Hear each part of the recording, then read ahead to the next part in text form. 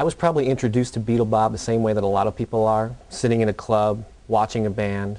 So when suddenly this guy in this crazy suit jacket or whatever walks up to the stage, completely barren dance floor, sets his drink down and just starts doing this really wild, bad dance.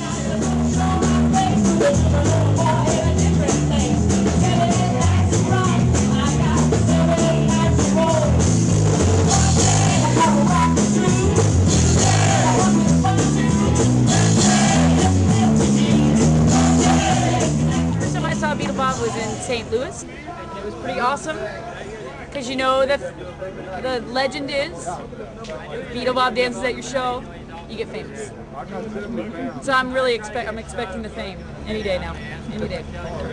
One of the amazing things about Beatle Bob is he supposedly goes and sees live music just about every night of the year. He hardly ever misses a night. The last time that I stayed home without going to a concert was Christmas Eve, December 24th, 1996. Well, first of all, when I say seeing a concert, I don't mean coming to a club or a venue and seeing 30 minutes of a band and saying, okay, that counts. To me, that would be kind of cheating, you know. For instance, if there's 3 bands at a club, that's the entire show, you got to see at least 2 bands and half of the other set of the third band to call it a concert.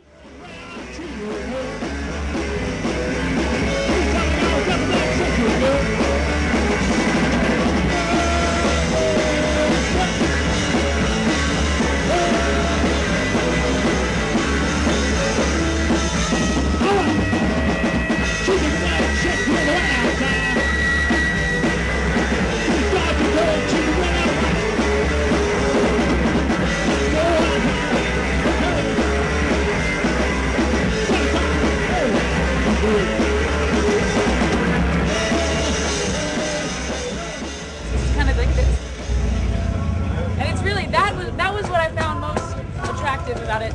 Ooh, and the hair, and the boot. I mean everything. You know, it's hot. It's hot.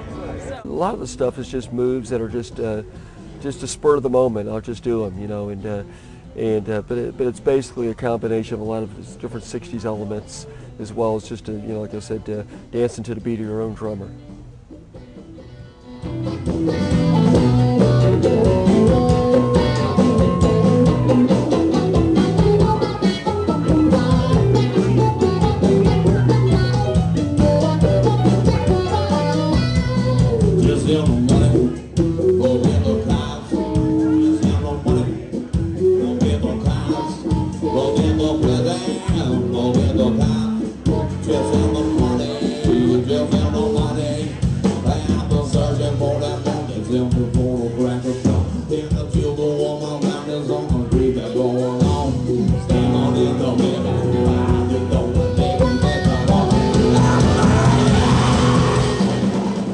I think, you know, in St. Louis, there's kind of an adhesive between at least touring bands like we are and the local kind of St. Louis music community.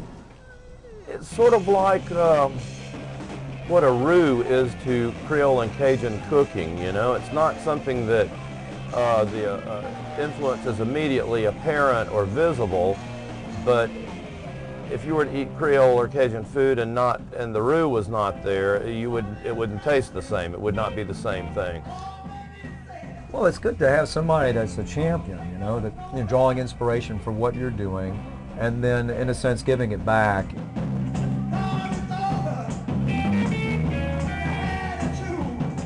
I think he's just sort of like, he just sort of crawls under he sort of gets in the ether, and he gets under your skin, and you're just sort of infused with him. So he gets to everybody, and I think that he has a great influence. Yes, Beatle Bob was a great influence. As you can tell, I kind of patterned my whole look on Beatle Bob. He's a great influence on many people. Very great influence on the Beatles. As you can see, they copied his look as well. And even stole the name from him, of course, you know.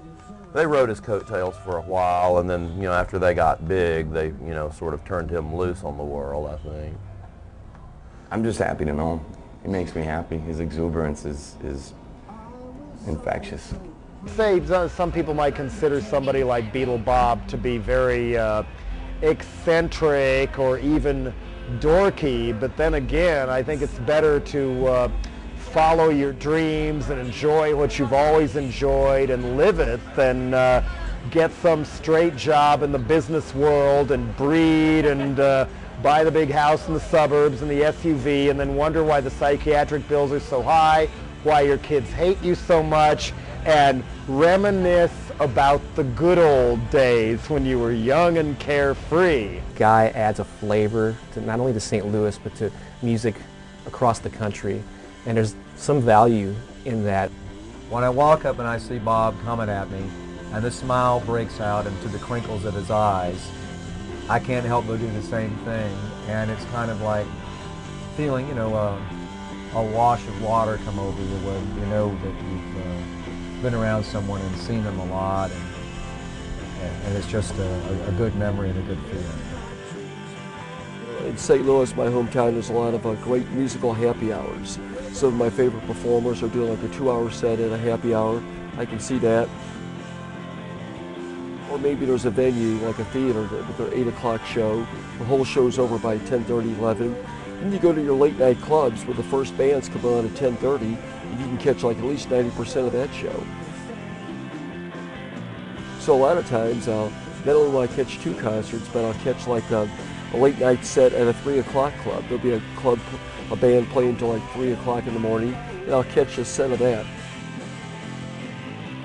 Now, if I just see a set of a band at the 3rd club, I won't count that as a concert, but what I will do is mark that in my musical diary. I saw so-and-so band from 1:30 to 2:30 in the morning, just to document it, so to speak.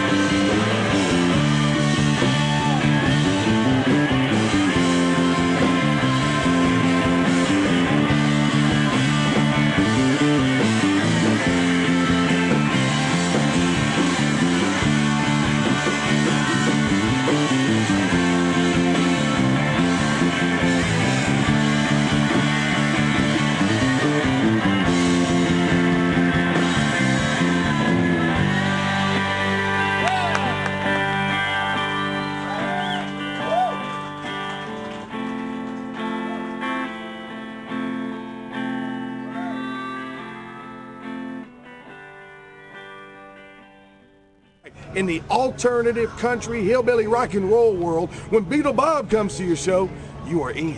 You're in the club. You're going to the special party late at night. They're just giving you drugs for free. Why? Because Beatle Bob has laid his hand upon you. Beatle Bob has blessed you with the power of rock and roll. Friends, we were playing at the High Point in, in St. Louis there. Beatle Bob came down. He was doing his freaky-deaky dance. Everybody knows about the dance. Anyway, we're doing my most famous song, Elvis is Everywhere.